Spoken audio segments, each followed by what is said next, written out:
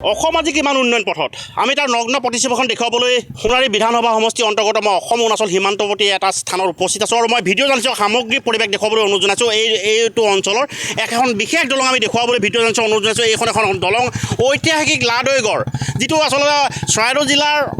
অসম অৰুণাচল সীমান্তৱৰ্তী এটা গুৰুত্বপূৰ্ণ পথ লাডৈগড় আৰু লাডৈগড়টোৰ ওপৰত এইখন দলং আচলতে দলং বুলি ক'ব নোৱাৰি এইখন আচলতে জয়েছ দি আচলতে যাতায়াত কৰিবলগীয়া হৈছে বাধ্যত পৰি কণ ছাত্ৰ ছাত্ৰীসকলে বাধ্যত পৰি মৰণত শৰণ দি তেওঁলোকে বিদ্যালয়লৈ এইখন দলঙৰ ওপৰেদি যাবলৈ বাধ্য হৈছে কিন্তু তাৰ পাছতো যদি মই কওঁ ৰাজ্যৰ বৃহৎ যি লোক নিৰ্মাণ বিভাগে কিন্তু এইখন দলং নিৰ্মাণ কৰাৰ ক্ষেত্ৰত কোনো ব্যৱস্থা গ্ৰহণ নকৰা অভিযোগ উত্থাপিত হৈছে নিতৌ এইখন দলঙৰ ওপৰেদি আচলতে মৰণত শৰণ দি কণ ছাত্ৰ ছাত্ৰীৰ পৰা অঞ্চলবাসীয়ে যথেষ্ট কষ্টৰে এইখন দলঙৰ ওপৰেদি যাতায়াত অব্যাহত ৰাখে তাৰ পাছতো আচলতে বিভাগীয় কৰ্তৃপক্ষই এই দৃশ্যসমূহ নেদেখে নেকি বিভাগীয় অসম চৰকাৰৰ বিয়াগুম লোক নিৰ্মাণ বিভাগে আচলতে এই দৃশ্যসমূহ নেদেখে নেকি এনে এটা প্ৰসংগ আহিছে আৰু মোৰ লগত ক্ষুভিত ৰাইজ স্থানীয় ক্ষুভিত জনতা উপস্থিত আছে তেওঁলোকৰ পৰা কিছুমান কথা জানিবলৈ চেষ্টা কৰিম আপোনাক মই ND24 স্বাগতম জনাইছোঁ যিটো নেকি অসম অৰুণাচল সীমান্তৱৰ্তী এটা লাডৈগড় আৰু লাডৈগড়ৰ ওপৰত থকা এইখন দলং আচলতে এইখন দলঙে অসম আজি কিমান উন্নয়ন হৈছে তাৰে নগ্ন প্ৰতিচ্ছবিখন জল পট কৰি তুলিছে আপোনাৰ প্ৰথম প্ৰতিক্ৰিয়া কি হ'ব হয় আচলতে ৰাজ্য চৰকাৰখনে আচলতে যি সময়ত তেওঁলোকে পৰিৱৰ্তনৰ কথা কয় আৰু ইস্তাহাৰত তেওঁলোকে পৰিৱৰ্তনৰ কথা কৈ আচলতে তেওঁলোকে গাড়ী দখল কৰিছে কিন্তু এই পৰিৱৰ্তন কিমান হৈছে আপোনালোকে ইয়াৰ যিটো উদাহৰণ এই উদাহৰণ আপোনালোকে দেখিছে আজি ছাত্ৰ ছাত্ৰীসকলে এই দলংখনেৰে অহা যোৱা কৰিব লগা হৈছে চৰাইদেউ জিলাৰ ঐতিহাসিক লাডৈগড় যিটো পথ অসম সীমান্তৱৰ্তী এটা অঞ্চল এই অঞ্চলৰ যিটো মূল পথ এই মূল পথটি আজিৰ তাৰিখত এনেধৰণে আচলতে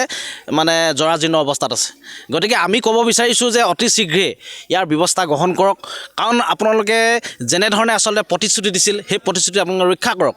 অন্যথা কিন্তু আপোনালোকক ৰাইজে ইয়াৰ প্ৰত্যুত্তৰ দিবলৈ কিন্তু সাজু আছে গতিকে আমি বিগত দিনসমূহত আমি স্থানীয় দল সংগঠন হিচাপে আমি বিগত দিনসমূহতো বিভিন্ন ধৰণৰ স্মাৰক পত্ৰ প্ৰেৰণ কৰিছিলোঁ আমি বিভাগীয় কৰ্তৃপক্ষক আমি বিষয়টো অৱগত কৰিছিলোঁ কিন্তু আজিৰ তাৰিখতে কোনো ধৰণৰ তেওঁলোকে কাণ চকু নিদিলে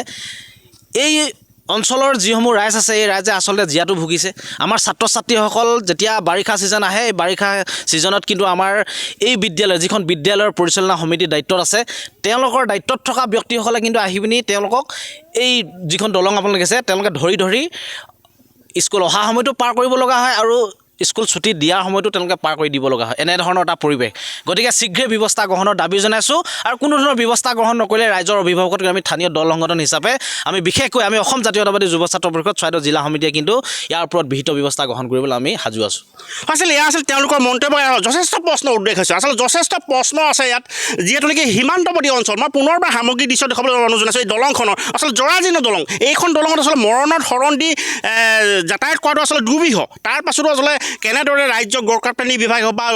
বৰ্তমানৰ লোক নিৰ্মাণ বিভাগে কেনেদৰে তেওঁলোকে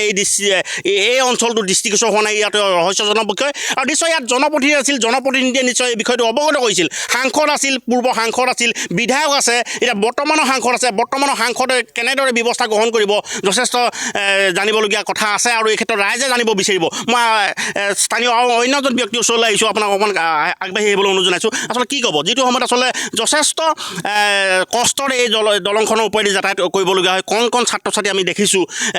যথেষ্ট লোক আচলতে যান বাহন চলাচল ক্ষেত্ৰত যথেষ্ট অসুবিধা হয় তাৰ পাছতো কিন্তু চৰকাৰৰ বিয়াগুম বিভাগ লোক নিৰ্মাণ বিভাগ নীৰৱ এই দলংখন নিৰ্মাণ কৰাৰ ক্ষেত্ৰত তেওঁলোকে কোনো পদক্ষেপ গ্ৰহণ কৰা নাই বছৰ গ'ল যথেষ্ট কেইবাটাও নিৰ্বাচন আহিল পাৰ হ'ল তাৰ পাছতো কিন্তু দলংখন নিৰ্মাণ হ'ল কি ক'ব হয়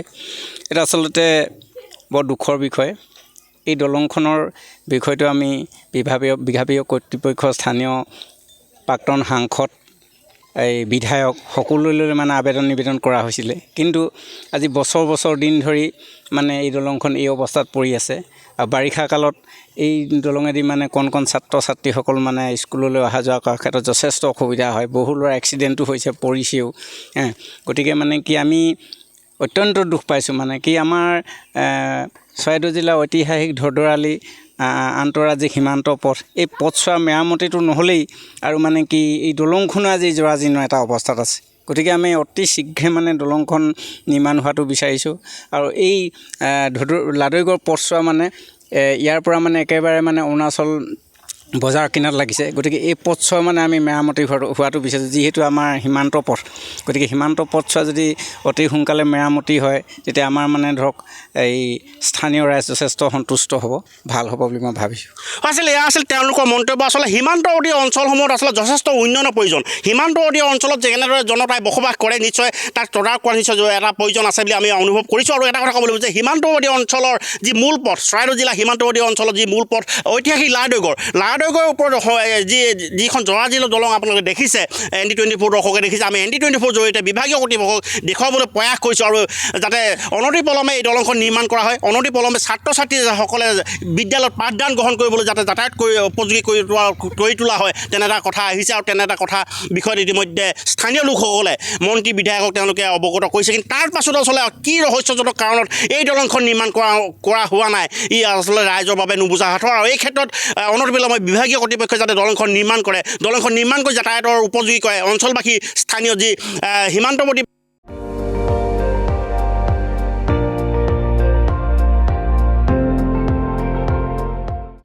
আপুনি চাই আছে ND24, সৰ্বশ্ৰেষ্ঠ নহয় সৰ্বোত্তমৰ দৌৰত।